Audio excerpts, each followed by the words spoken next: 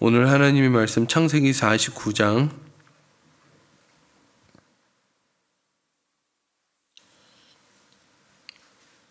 창세기 49장 22절부터 마지막 절 33절까지입니다.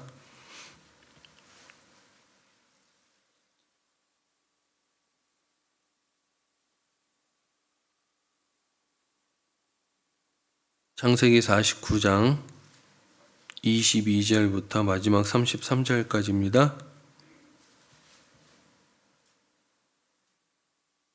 한 절씩 교독하고 마지막 33절 같이 읽도록 하겠습니다. 제가 먼저 읽겠습니다. 요셉은 무성한 가지 곧 셈 곁에 무성한 가지라 그 가지가 담을 넘었도다. 요셉의 활은 도리어 굳세며 그의 팔에 힘이 있으니 이는 야곱의 적는 자 이스라엘의 반석인 목자의 손을 힘입음이라.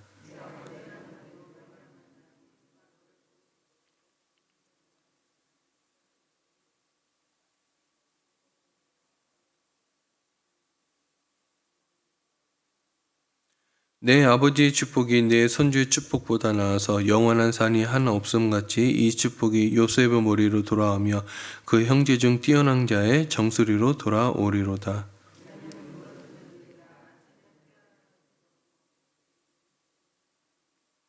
이들은 이스라엘의 12지파라. 이와 같이 그들의 아버지가 그들에게 말하고 그들에게 축복하였으니 곧 그들 각 사람의 분량대로 축복하였더라.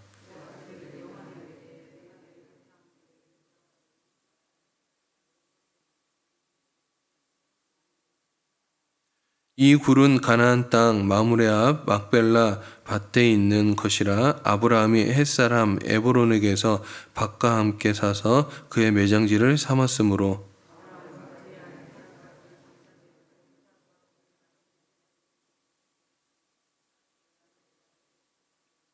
이 밭과 거기 있는 굴은 햇사람에게서 산 것이라.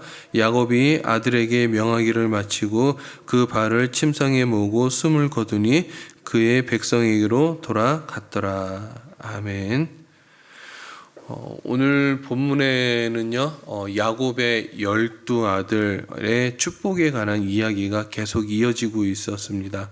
그런데 오늘 우리가 읽은 본문에는요, 야곱의 아들들 중에 요셉과 베냐민에 관한 이야기가 나오고 있죠. 근데 이 야곱의 12아들에 관한 예언을 보면요, 예언의 내용이 다 다릅니다. 똑같을 수가 없겠죠. 그렇게 야곱이 예언한 이유는 이 자녀들의 삶과 예언이 무관하지 않았다라는 점입니다. 이 말은 곧 우리의 삶이 우리의 예언과 무관하지 않다라는 거죠. 저는 이 자녀들의 예언이 오늘을 살고 있는 또 다양한 삶을 살고 있는 우리에게도 동일하게 적용될 수 있는 부분들이 많이 있다라고 봅니다. 자, 그렇다면 오늘 요셉의 축복을 통해서요, 하나님이 우리에게 주시고자 하는 메시지가 무엇인지 한번 살펴볼까 합니다. 그것은 바로 하나님과 함께하는 자가 승리한다라는 것입니다. 23절과 24절에 보면은 요셉이 활 쏘는 자에게 학대를 받고 있습니다. 그런데 전능자의 손을 힘입어 요셉의 활이 도리어 강하고 그의 팔에 힘이 있다라고 얘기를 하고 있죠. 이는 1차적으로 그동안 요셉이 대적들에 의해서 박해를 받았음에도 불구하고요, 하나님의 도우심으로 승리할 것을 노래하고 있는 것입니다. 또 아울러 장차 요셉이 나중에 대적들로 인해서 모략과 침략에도 불구하고 승리할 것을 예언하기도 한 내용이죠. 나아가 이는 요셉으로 대표되는 경건한 하나님의 자손들이 나중에 이럴 위기에 또 멸망당할 것과 같은 위기에도 있을 때도 있지만은 궁극적으로 하나님의 손을 힘입는다면 또 힘입어 또 승리하게 될 것을 예언하기도 하는 내용입니다. 그렇습니다.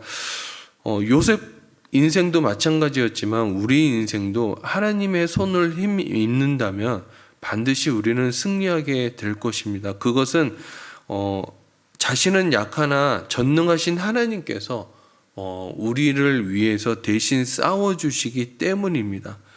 우리는 힘이 없죠. 하지만 하나님은 힘이 있습니다. 그러므로 우리가 하나님을 믿는 신앙 가운데 있다 그러면은요, 우리는 염려할 필요가 없는 것입니다. 전능하신 하나님을 의지하기만 한다 그러면은 승리는 우리의 것이죠. 중요한 것은 시험과 고난을 당할 때에 우리가 하나님을 의지하지 아니하고요, 자신을 의지한다라면은 우리는 그 문제를 극복할 수 없을 것입니다.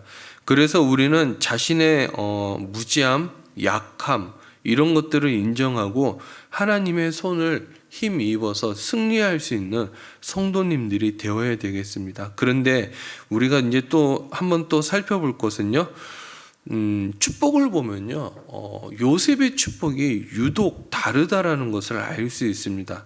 자, 야곱이 그렇게 요셉의 축복을 축복한 데는 28절에 있습니다. 28절에 보면요, 그들 각 사람의 분량대로 축복하였더라라고 얘기를 하고 있습니다. 그렇습니다.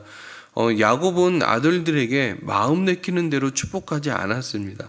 그들의 분량에 따라 축복을 한 것이었죠. 이것은 야곱이 인간 자신적으로 야곱의 요셉을 더 사랑하고 뭐 그랬기 때문에 축복을 한 것이 아니었다라는 거예요. 이것은 하나님의 뜻과 섭리에 따라 아들들을 축복한 것입니다. 그리고 하나님의 축복이 각 사람의 분량대로 이미 주어졌다라는 것이죠.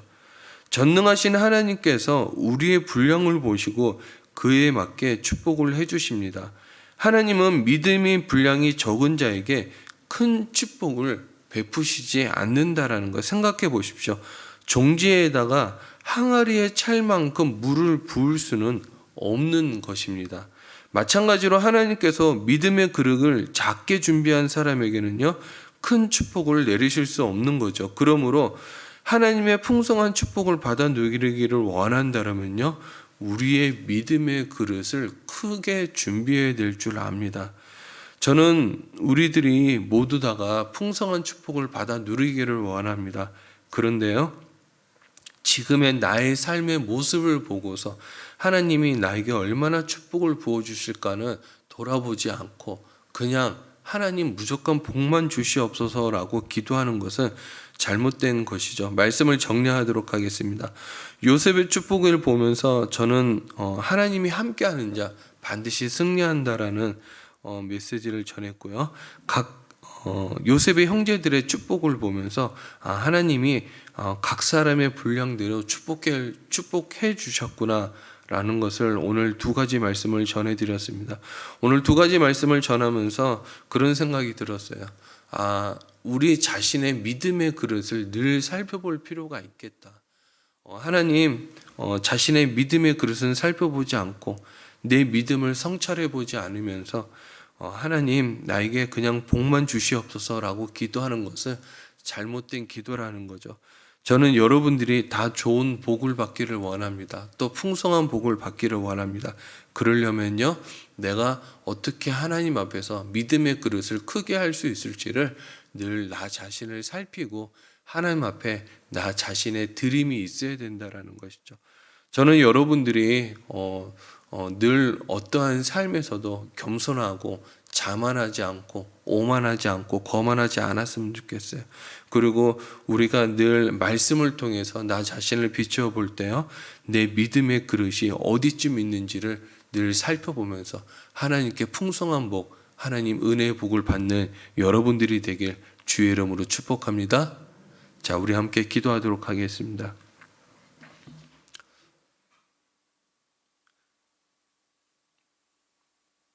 우리나라 사람들은 큰 것을 너무 좋아하죠.